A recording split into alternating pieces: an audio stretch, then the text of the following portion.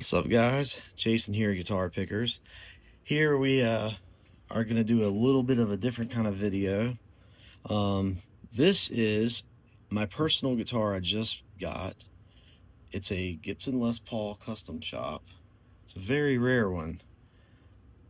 This guitar has one volume, one tone, two humbuckers, three-way switch. And there you have it. The Dale Earnhardt custom shop Les Paul. They only made 333 of these. The artist that designed this was Sam Bass. And this thing is just killer. This is number 16 of 333. And it was signed by Sam Bass. Sam Bass, a little history on him, he was the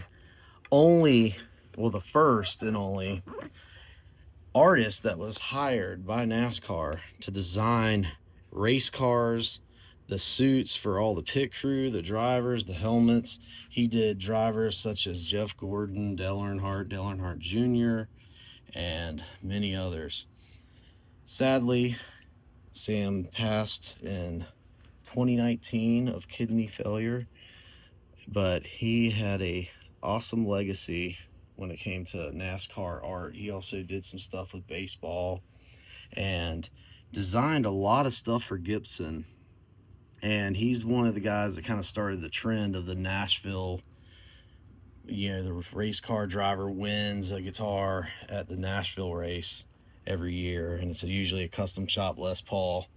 Well, this was kind of the start of this. There was a Dale Earnhardt Jr. one. There's even a silver Dale Earnhardt that came out in 2000. It's even more rare. And I'm doing this video because there's not many videos done of the Dale Earnhardt guitars. And I was able to acquire one after years of searching. I got a great deal on this. Found it at a music go-around in Nebraska online, and clearly it's got some issues. This is player grade.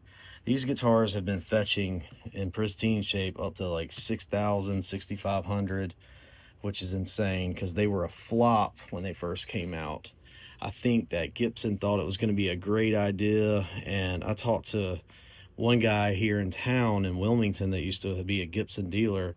He said when they bought one, it sat there until Dale Earnhardt died, and I guess people started snatching them up because they thought that it was going to be worth a lot, which, they were right. It took some time, but this guitar was originally made as for a collector, and you think about it, 99, and he passed away in 2001.